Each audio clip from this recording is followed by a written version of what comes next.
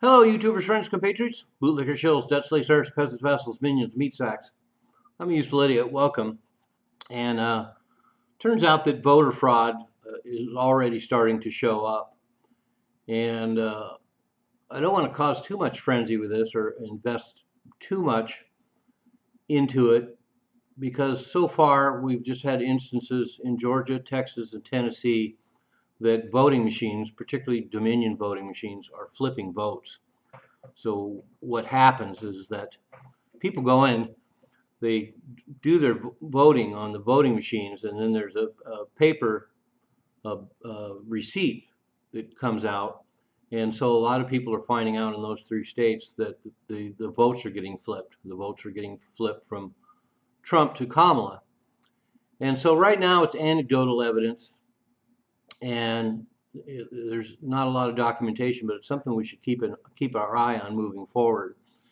And we already have the legacy media out there circling the wagons and denigrating this story and claiming that there is no voter fraud happening. But the fact is that these are real firsthand accounts by people having their votes flipped. So something we should take seriously. And so as the election unfolds, of course, this will become an issue. And it's something we should be concerned about as well because we saw a lot of this in the 2020 election as well. And not only is there problems specifically with Dominion voting machines, but there's been a plethora of experts over the last 10 or 15 years when this technology became put into our election system.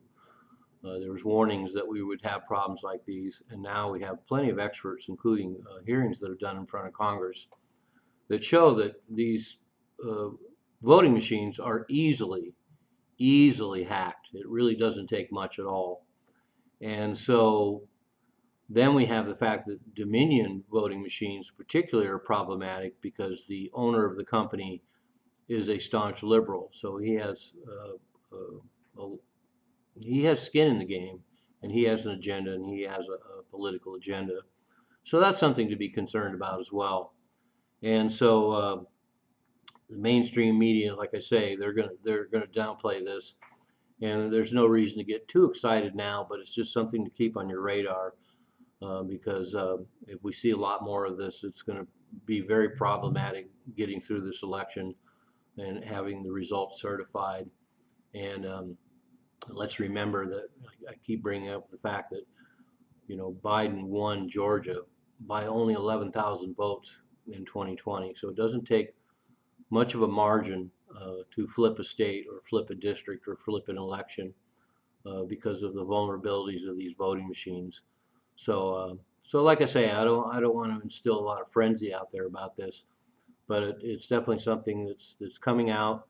We should be concerned about, and it's probably going to be a big issue moving forward if we see a lot more of this.